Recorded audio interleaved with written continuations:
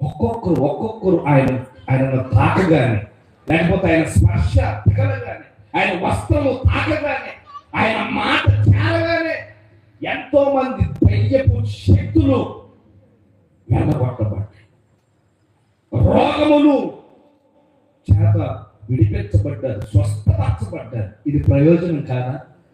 ఆయన సంచరించటం ద్వారా రోగులకి స్వస్థత, దయ్యపు శక్తుల నుండి విడుదల, ఇంకా గుడ్డివారు, కుంటివారు, నడుము వంగిపోయినటువంటి స్త్రీ, రక్తస్రావం కలిగినటువంటి స్త్రీ, ఏమండి వీరందరికీ మేలు జరిగిందా లేదా? ప్రయోజనం కదా. కొంతమందికి యేసు అంటే పడటం లేదు, వారికి ప్రయోజనం కలగలేదేమో అలా మాట్లాడుతున్నారు. ఒకవేళ మేలు పొందుకొని ప్రయోజనాన్ని పొందుకున్నటువంటి వ్యక్తులని అడిగితే, యేసుక్రీస్తు ద్వారా నీకేమైనా ప్రయోజనం కలిగిందని అడిగితే కనుక ఆ వ్యక్తిలో నుండి వస్తుంది మాట ఏంటో తెలుసా? యేసు ప్రభు ద్వారా ప్రయోజనం కలగటం ఏంటయ్యా?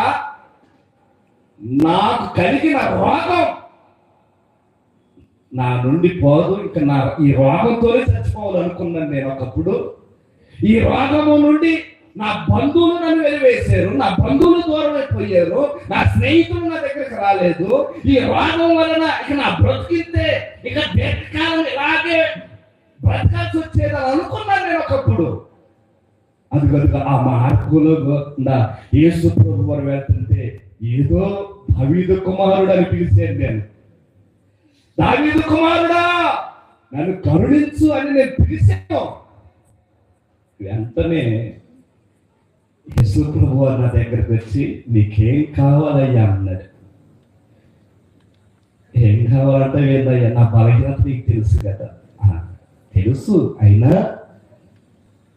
చూపు పొందగోరుచున్నావా అని అంటే, అవును ప్రభు అంటే వెంటనే నీ విశ్వాసం నిన్ను, హల్లెలూయా, దేవునికి మహిమ కలుగును గాక.